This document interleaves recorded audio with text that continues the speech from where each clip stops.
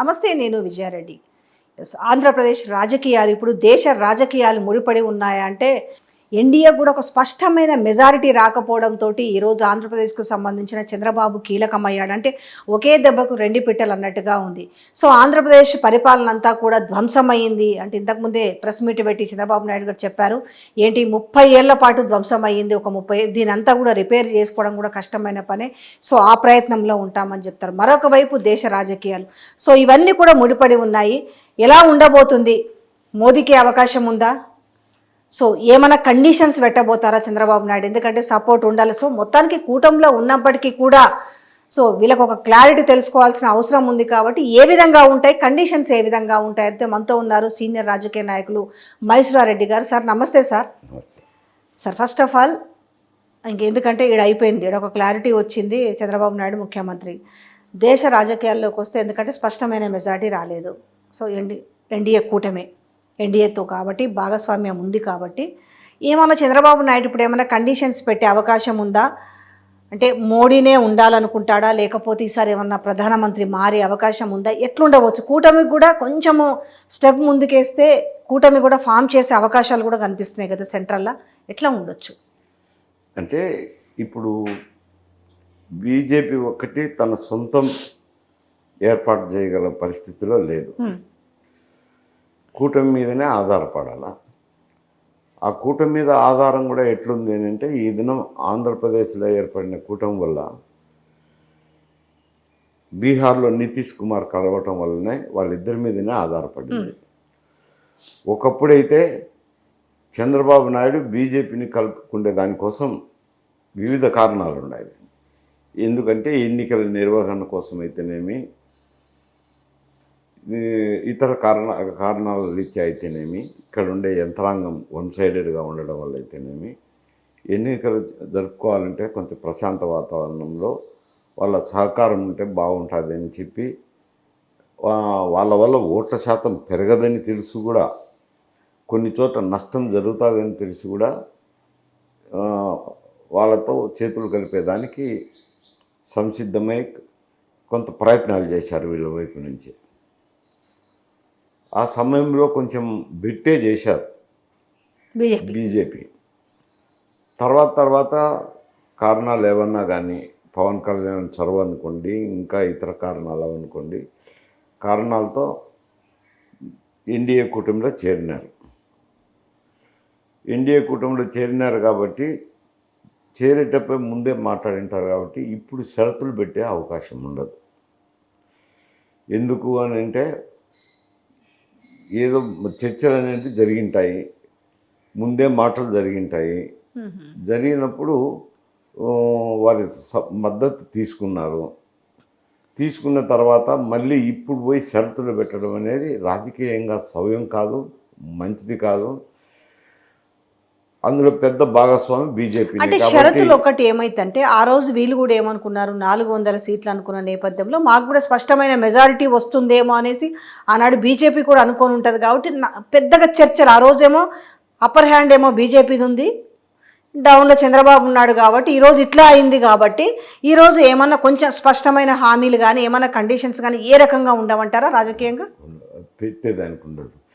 ఎందుకంటే ఇప్పటికే బీజేపీ పెద్ద పార్టీ, వాళ్ళకి సీట్లు అయితే వచ్చినాయి, కొంత తక్కువ ఉన్న దానికి వీళ్ళు యాడ్ అవుతున్నారు. ఉండినప్పుడు కొంత విధాన నిర్ణయాల్లో కానీ రేపు ఏదన్నా విధాన నిర్ణయాలు తీసుకునేటప్పుడు వీళ్ళతో చర్చించాల్సిన అవసరం ఉంటుంది.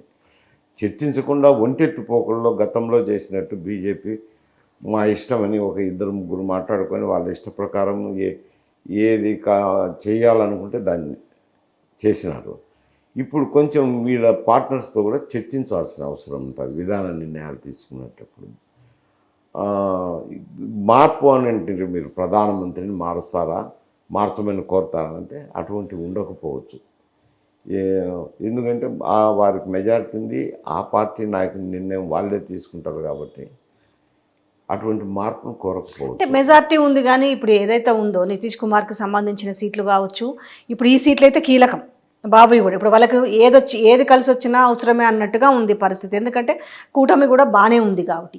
ఈ నేపథ్యంలో ఒకవేళ చంద్రబాబు నాయుడు ఆ రోజు స్కిల్ డెవలప్మెంట్ కేసు అనేది సుప్రీంకోర్టు వరకు వెళ్ళిందంటే ఖచ్చితంగా ఆ రోజు మోదీ హస్తము, అమిత్ షా ఖచ్చితంగా ఆడిచ్చారు అనేది బాగా వినిపించింది మనకు ఆంధ్రప్రదేశ్లో. ఫస్ట్ టైంలో జగన్మోహన్ రెడ్డి గురించి మాట్లాడిన తర్వాత ఖచ్చితంగా ఇది బిహైండ్ ద అమిత్ షా, మోదీ హస్తం ఉందని మాట్లాడుకున్నారు కాబట్టి, బాబు కూడా చాలా సీనియర్ నాయకుడు కాబట్టి ఇది ఒకవేళ మనసులో, ఎందుకంటే రాజకీయమే కానీ కొంత రాజకీయ కక్ష, వ్యక్తిగత కక్షలు కూడా ఉండే, అంటే ఈరోజు ఒక కీ రోల్ అయింది కాబట్టి ఈరోజు మోదీ మీద అదేమన్నా తీర్చుకునే అవకాశం ఉంటుందా అనే చర్చలు పెద్దగా జరుగుతున్నాయి. సో అదేమన్నా అవకాశం ఉండొచ్చా, ఒకవేళ వద్దు, ఎందుకు వాళ్ళ పాలసీ ప్రకారం కూడా 72 ఏళ్ళు దాటితే ఆ క్యాండిడేట్ రిటైర్డ్ అవ్వాలనేది కూడా ఉంది కాబట్టి ఆ ఆస్కారం ఏమీ లేదా? 72 అనేది ఇంతకుముందు వచ్చిన మాట వాస్తవమే. అటువంటి మా బీజేపీలో అయితే అటువంటి విధానం ఏదీ లేదని సర్దార్ గారు క్లియర్గా ప్రకటించినారు 75 ఏంటది అనేది. రెండోది ఏమిటంటే మీరు స్కిల్ డెవలప్మెంట్ కేసు ముందుకు తీసుకొచ్చారు. ఇంతకు మునుపు కూడా నన్ను కొందరు అడిగారు, స్కిల్ డెవలప్మెంట్ కేసులో వాళ్ళ హస్తం కూడా ఉంటుందా, వాళ్ళ హస్తం లేకుండా ఈయన అరెస్ట్ చేయగలుగుతారా అని. వాళ్ళకు ఇందులో హస్తం వచ్చేదానికి లేదు. ఎందుకంటే ఈ సమస్య రాష్ట్రానికి చెందిన సమస్య. ఈ స్కిల్ డెవలప్మెంట్ అనేది అది ఉందో లేదో వేరే సమస్య. రాష్ట్రం సబ్జెక్ట్ అది. రాష్ట్రానికి సంబంధించిన పోలీస్ శాఖే ఇన్వెస్టిగేషన్ చేస్తున్నారు. అది దాంట్లో ఏమాత్రం నిజం ఉంది, ఏమాత్రం అబద్ధం ఉందని నేను మినిట్స్ జోలిపోవడం లేదు. చేసినారు కాబట్టి పెద్దగా వాళ్ళు జోక్యం చేసుకునే అవసరం లేదు, జోక్యం చేసుకోవాల్సిన అవసరం లేదు. అదే ఒక అపోహ మాత్రమే కానీ ఆ అపోహ పెట్టుకొని ఇప్పుడు ఏదో కండిషన్స్ పెడతారనే దానికి లేదు. ఆ అపోహ ఉండింటే కలుసుకోకపోయి ఉండొచ్చు. కలుసుకున్నారు కాబట్టి ఎన్డీఏ కూటమిలో నుంచే ఎన్నికలకు పోయినారు, ప్రజల ముందుకు పోయినారు. ఒక కూటమిగా ఏర్పడి, అంతకుముందు జనసేన తెలుగుదేశం ఫ్రంట్ అంటాన్నది ఎన్డీఏ కూటమిని పేరే పెట్టేసినారు. దానికి ఇచ్చింది తక్కువ, ఇచ్చిన సీట్లు తక్కువే. ఎంపీ సీట్లైనా 3, 7 ఎమ్మెల్యే సీట్లు ఇచ్చి తుదకు పేరే ఎన్డీఏ కూటమి చేసినారు. ఎన్డీఏ కూటమి చేసి ఎన్డీఏ కూటమి తరపున ప్రజల వద్దకు పోయినారు. ప్రజలు సరే ఏ కారణాలతో తీర్పిచ్చిందే అది తర్వాత విషయం. ఇచ్చిన తర్వాత ఇప్పుడు అటువంటి సమస్యలు సృష్టించితే చెడ్డ పేరు వస్తుంది.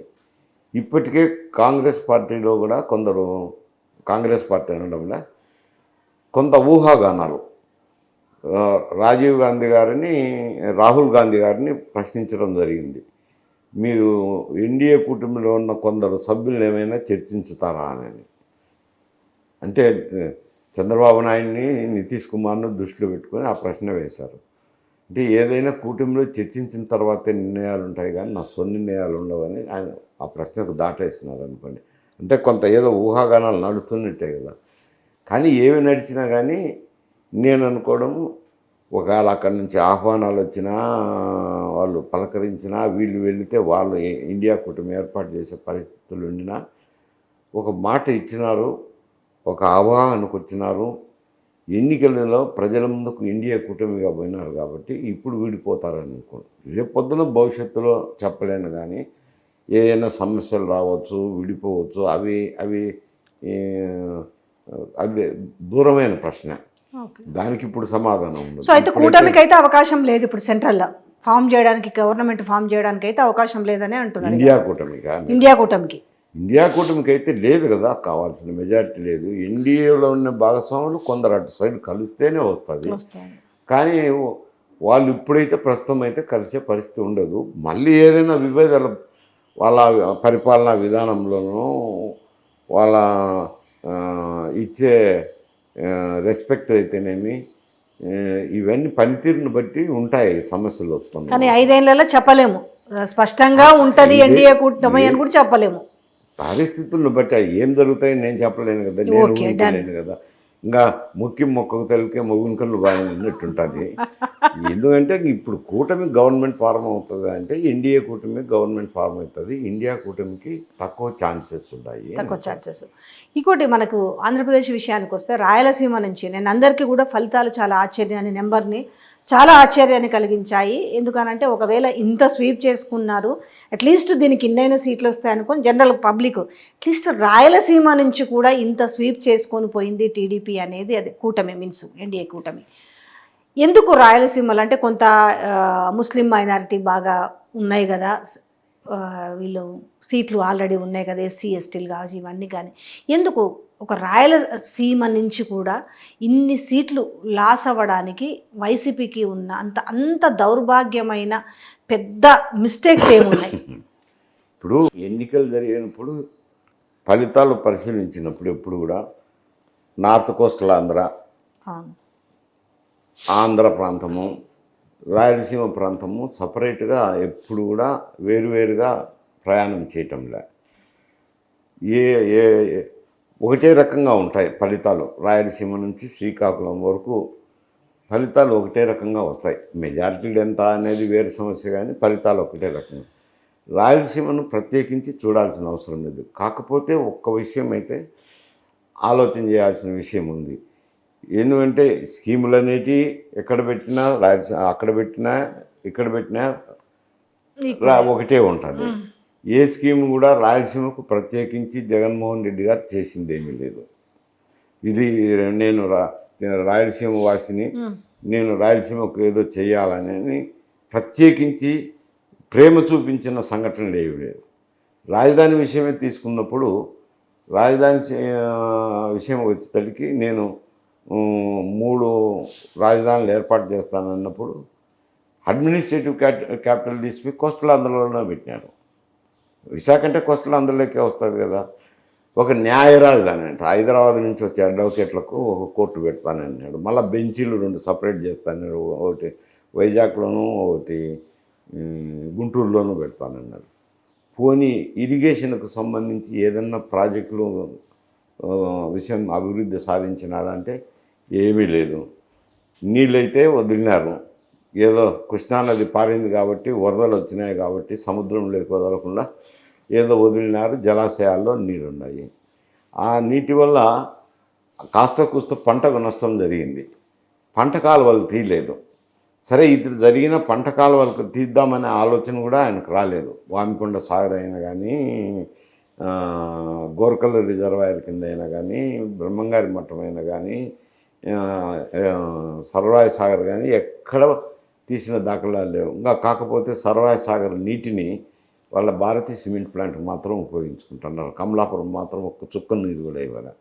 అంటే ఏ దాంట్లో కూడా రాయలసీమ అని ప్రత్యేకించి ఆయన చేసిన దాఖలాలు ఏమి లేవు. అంటే ఒకవేళ రాయలసీమ, పోనీ నేను ఒక రాయలసీమ బిడ్డని కాబట్టి నా రాయలసీమ ప్రాంతానికన్నా కొంత మెరుగు చేసుకుందామని ఏదన్నా చేసి ఉంటే ఈరోజు ఫలితాలు కొంత డిఫరెంట్గా ఉండేవా? లేదు కదా. స్టీల్ ప్లాంట్ పెడతాన్నారు, ఫౌండేషన్ పెట్టినారు, అది నిలిచిపోయింది.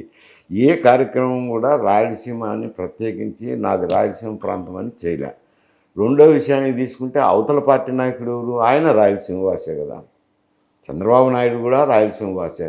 పూర్తి ఈ ఇద్దరు, ఒకరు కోస్తాంధ్ర, ఒకరు రాయలసీమ, ఆ విభేదం చూపిస్తున్నారు. ఇద్దరు రాయలసీమకు సంబంధించిన నాయకులే.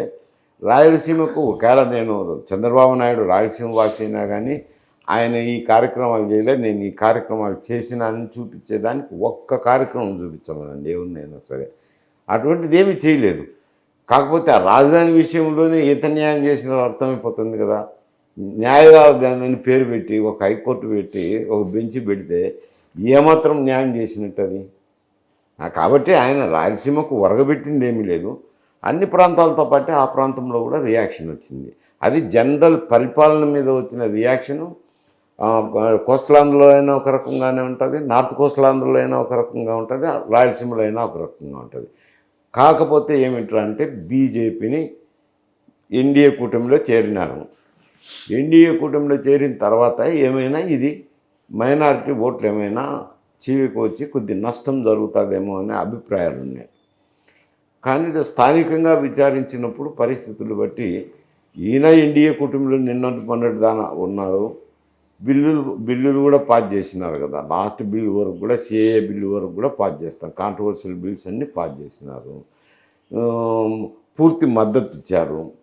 బయట నుంచైనా ప్రతి బిల్లులోనూ, ప్రతి అంశంలోనూ పార్లమెంటులో వైసీపీ పార్లమెంట్ సభ్యులు బీజేపీకే సహకరించినారు.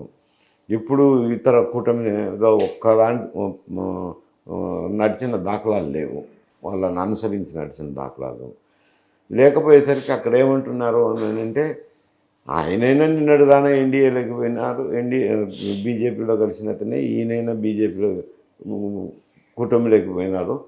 కారణాలు ఎందుకంటే ఎన్నికలు నడుపుకోవాలా, ఏదో ఇబ్బందులు ఉన్నాయి కాబట్టి కలిసి ఉండొచ్చులే, ఇద్దరు ఆడి మోడీ దగ్గరికి పోయేవాళ్ళే కదా అని వాళ్ళు న్యూట్రల్ స్టాండ్ తీసుకున్నారు. జనరల్గా తెలుగుదేశం కూడా వేశారు. తెలుగుదేశంకి వేశారు అని అంటే నేను ఒక్క ఉదాహరణ చెప్పగలను. చాలా నియోజకవర్గాలు ఉన్నాయి. రాయచోటి ఉంది. రాయచోట్లో 3 కులాలు ఉన్నాయి, బలిజలు, ముస్లిమ్సు, రెడ్డు, మిగతా కులాలు కూడా ఉన్నాయనుకోండి. మేజర్గా ఉండేటి ఉండిన అక్కడ తెలుగుదేశం అభ్యర్థి గెలిచాడు. అంటే తెలుగుదేశం అభ్యర్థి గెలిచాడంటే తప్పకుండా మైనారిటీ ఓట్లు అతనికి పడింటేనే గెలిచింటాడు. అందువల్ల అక్కడ ముస్లిమ్స్ కూడా తెలుగుదేశానికి ఫ్రంట్కే చేసినారు కాబట్టి రాయలసీమలో కూడా ఇక్కడ ఈ ప్రాంతాల్లో వచ్చిన రిజల్ట్స్ అక్కడ కూడా వచ్చినాయి.